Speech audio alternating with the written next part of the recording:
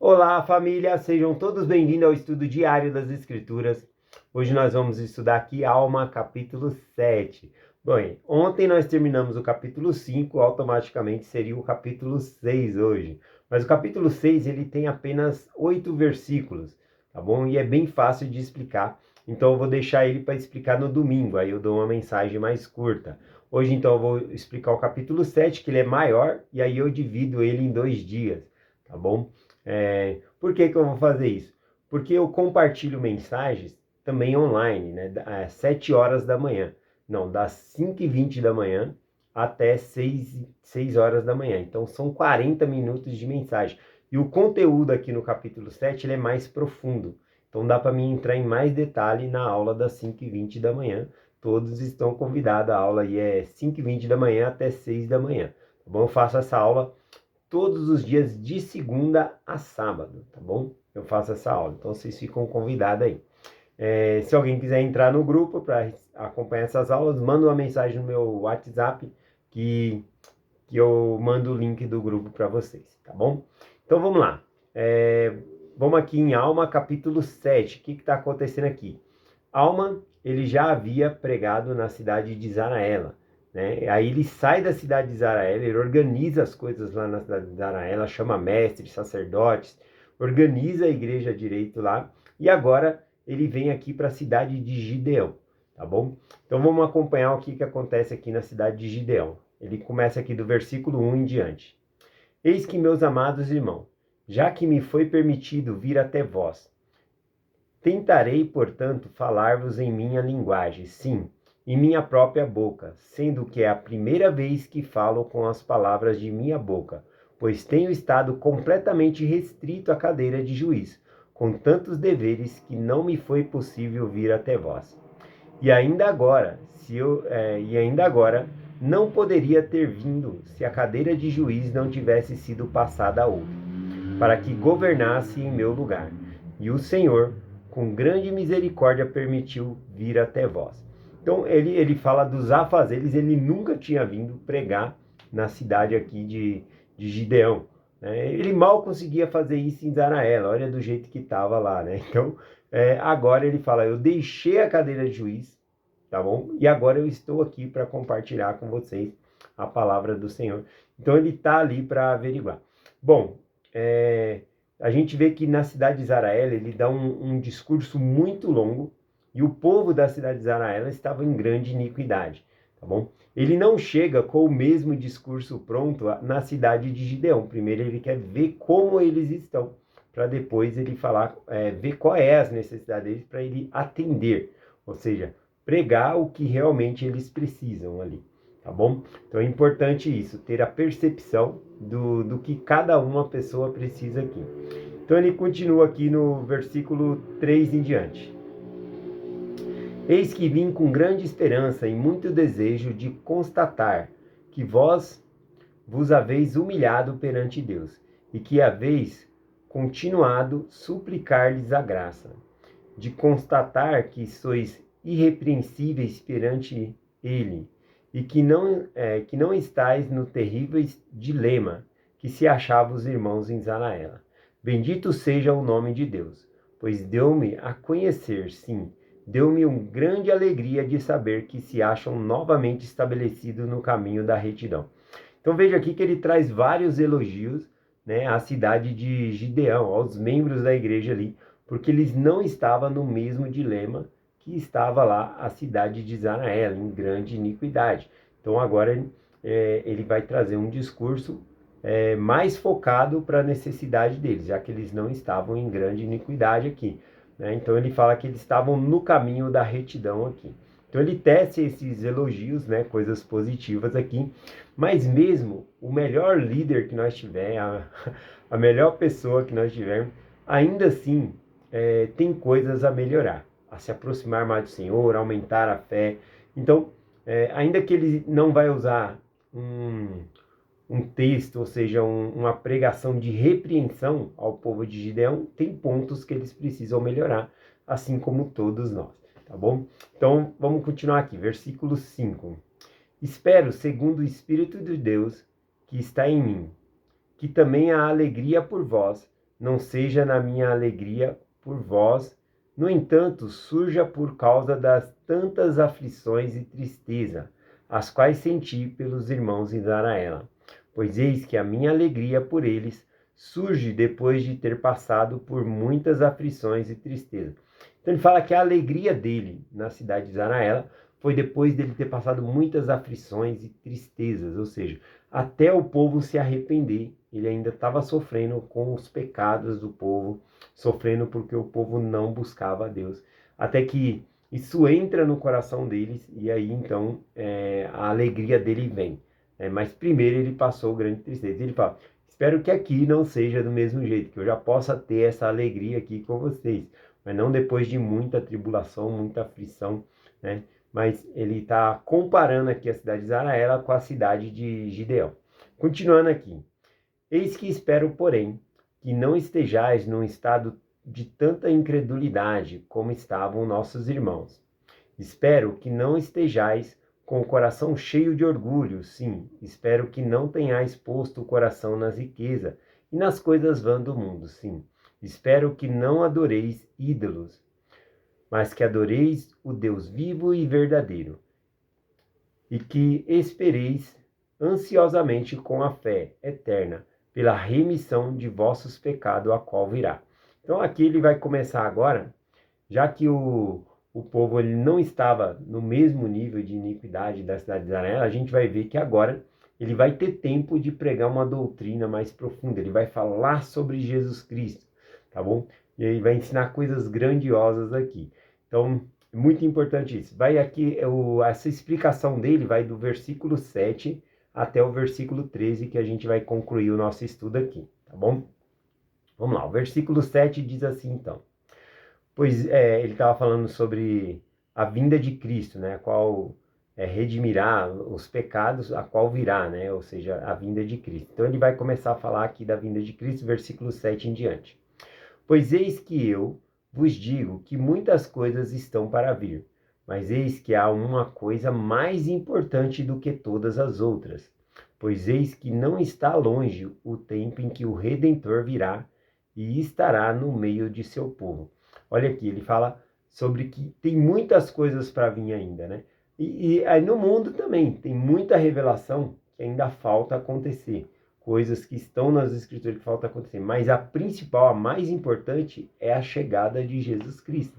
Aqui no caso, ele está falando da primeira vinda de Cristo, porque ele está falando que Cristo viria redimir a humanidade, tirar-nos do pecado, tá bom? Então ele está falando da primeira vinda de Cristo. Nós aguardamos a segunda vinda de Cristo. Mas eu acho interessante que ele usa aqui o título, né, de Jesus como Redentor, tá bom?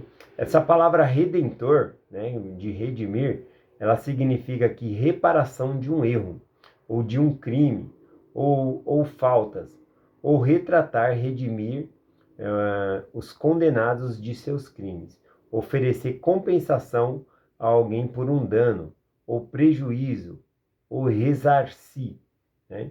Então, tudo isso está dentro da palavra redimir, tá bom? Salvar, né? Pagar pelo pecado da pessoa, pagar pelo crime da pessoa, isso é redimir.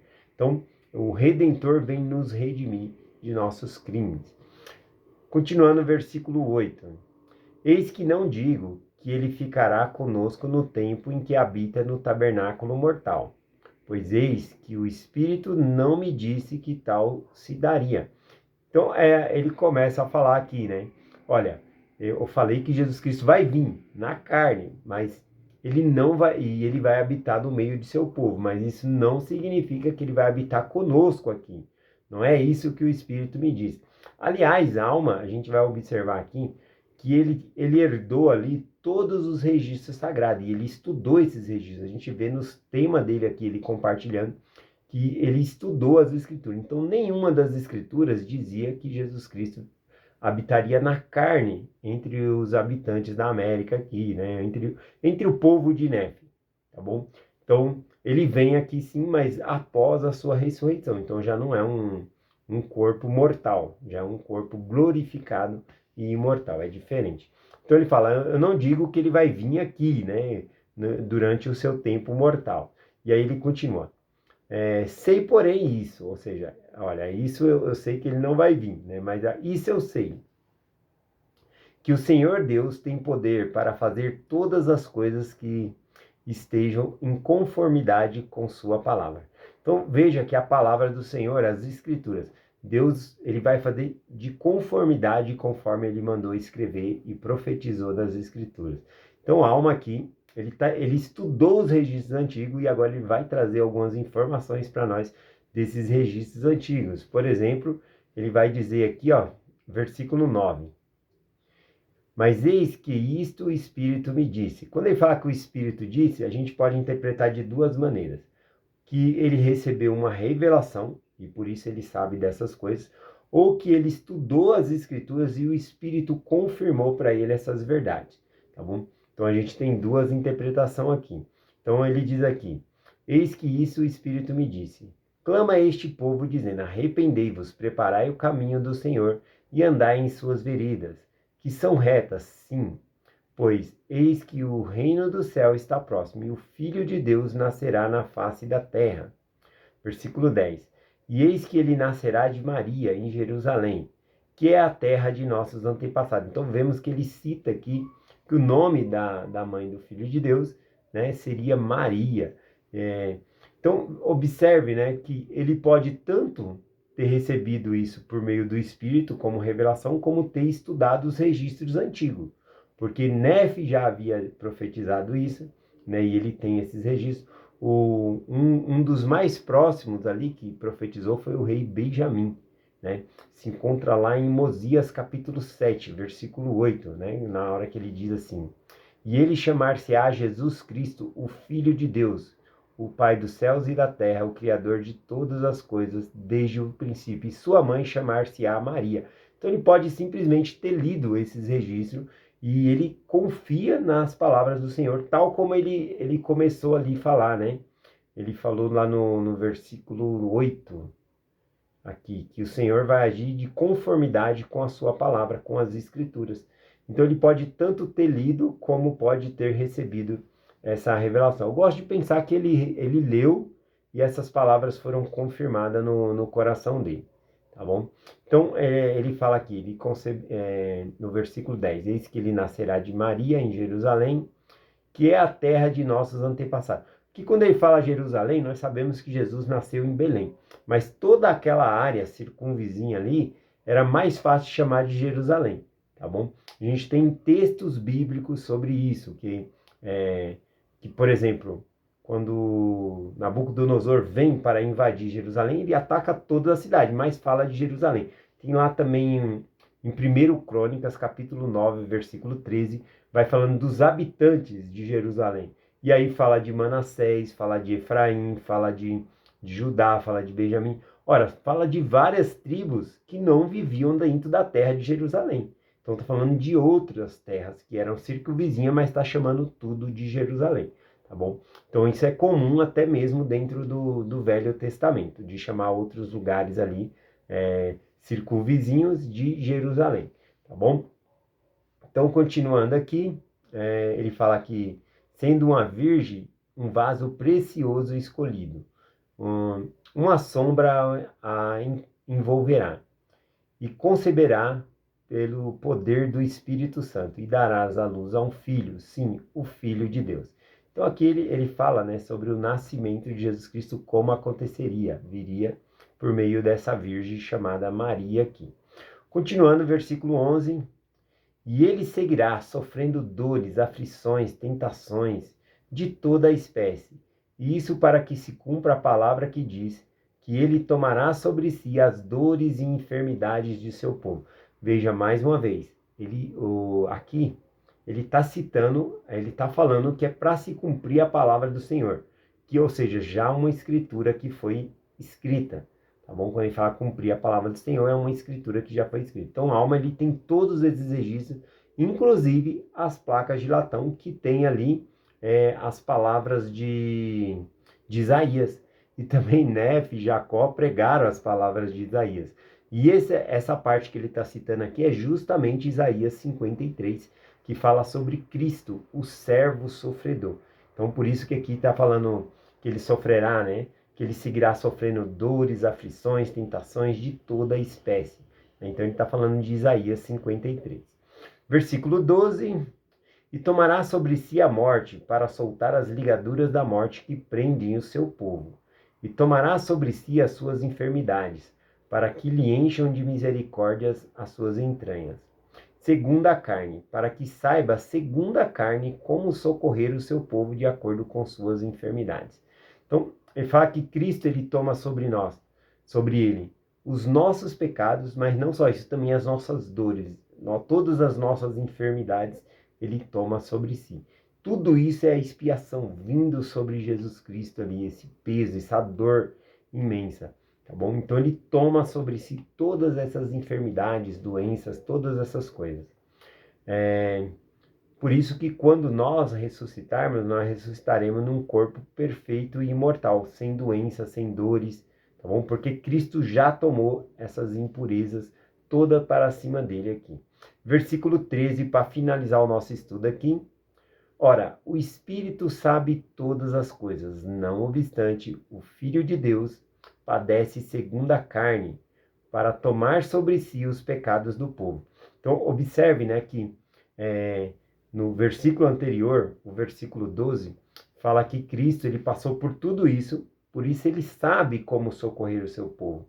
Ele sabe qual é a dor que eu sinto, que você sente. Ele conhece a dor de cada pessoa, tá bom? E sabe como socorrer, porque ele já passou por essas dores. Ele tomou sobre si essas enfermidades, todas elas.